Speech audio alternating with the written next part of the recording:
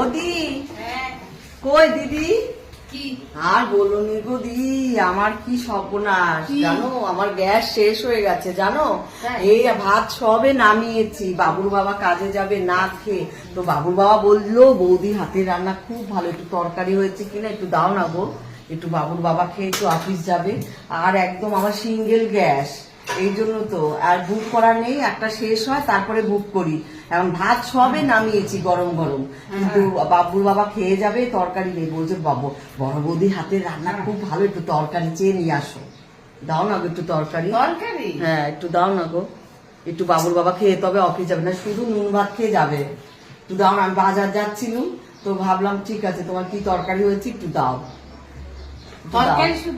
দাও না একটু তরকারি। হ্যাঁ কি করবো, বসবো তাহলে দাও। আর কি করুন এখন, প্রতিবেশী বেচারি অফিসে যাইবো, এখন তো করার কিছু না, হাত পা ধুয়ে। হ্যাঁ তুমি হাতটা ধুয়ে নাও, খালি এই চা সেই চা।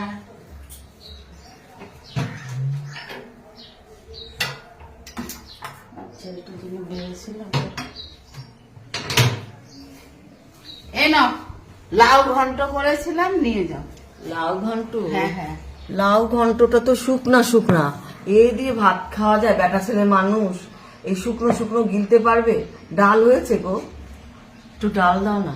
আবার ডাল? হ্যাঁ এই দিয়ে খাওয়া যায় বলে, তরকারি একটু শুকনো শুকনো, ভাত মাখলে শুকনো হবে, বেটা ছেলে মানুষ না। তরকারি তো একটু ডাল হলে ভালো, বাবুর বাবা আবার ডাল না হলে চলে না, একটু দাও না ডাল হলে।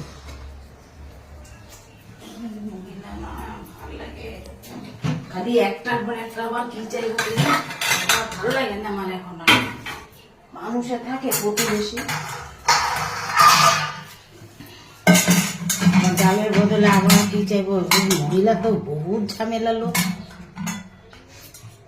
একটার পর একটা চাই দেবো, ভাল লাগে না পাশে পাশে থাকা। এই নাও ডাল, না এই যে ডাল আর তরকারি দিলাম, নিয়ে যাও।